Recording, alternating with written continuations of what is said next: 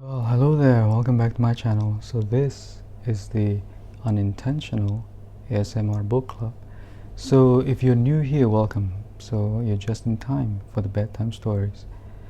And tonight's book is called The Return of the King. So I'm going to be continuing where I left off in the first video of this reading.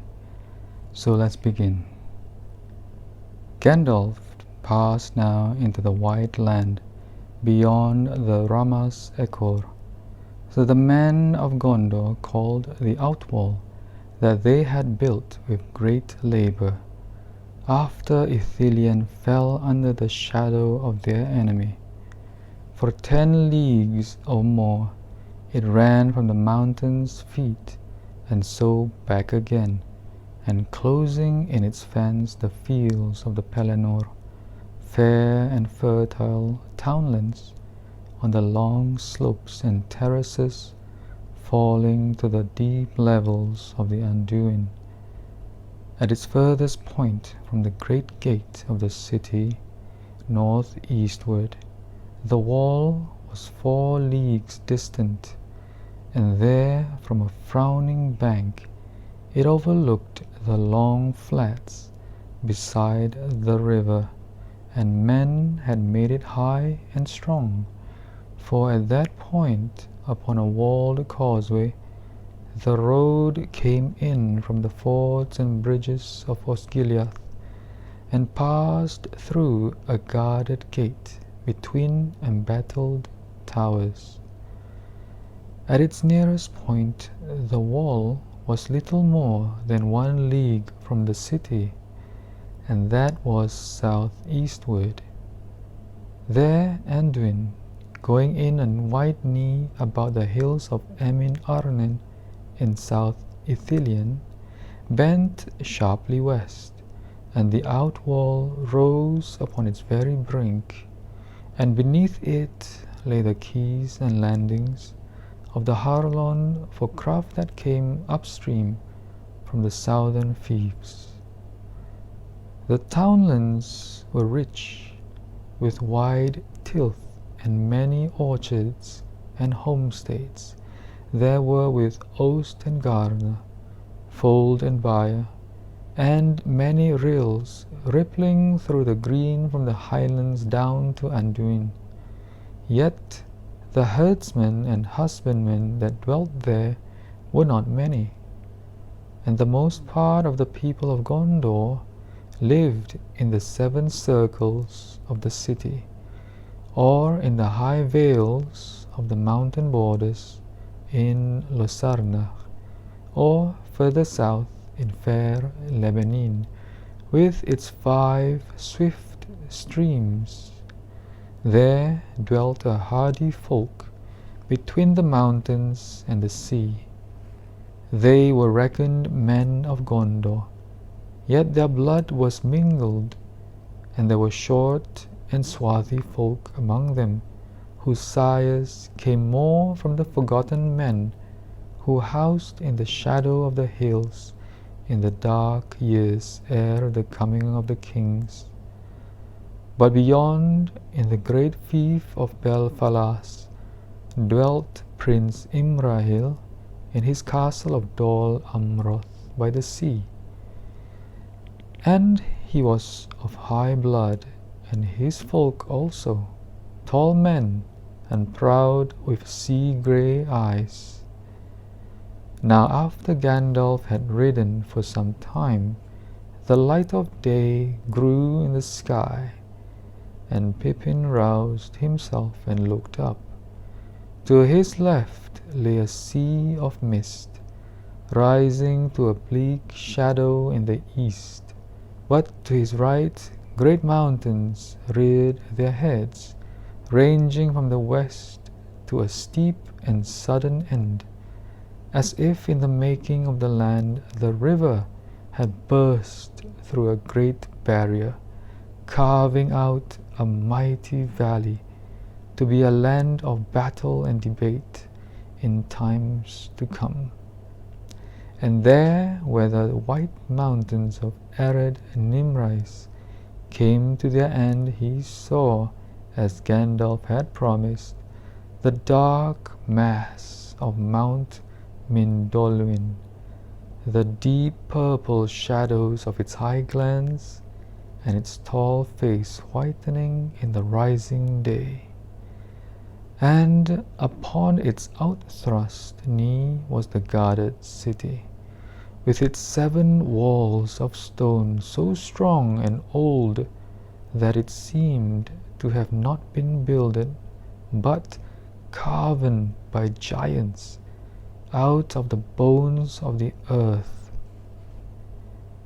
Even as Pippin gazed in wonder, the walls passed from looming grey to white, blushing faintly in the dawn, and suddenly the sun climbed over the eastern shadow and sent forth a shaft that smote the face of the city. Then Pippin cried aloud, for the tower of Ecthelion, standing high within the topmost wall, shone out against the sky, glimmering like a spike of pearl and silver, tall and fair and shapely, and its pinnacle glittered as if it were wrought of crystals, and white banners broke and fluttered from the battlements in the morning breeze. And high and far he heard a clear ringing as of silver trumpets.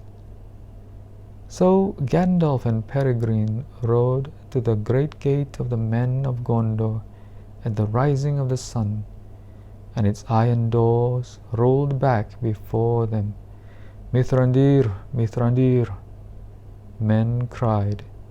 Now we know that the storm is indeed nigh. It is upon you, said Gandalf. I have ridden on its wings. Let me pass. I must come to your Lord Denethor while his stewardship lasts. Whatever betide, you have come to the end of the Gondor that you have known. Let me pass. Then men fell back before the command of his voice, and questioned him no further, though they gazed in wonder at the hobbit that sat before him, and at the horse that bore him. For the people of the city used horses very little, and they were seldom seen in their streets, save only those ridden by the errant riders of their lord. And they said, Surely that is one of the great steeds of the king of Rohan.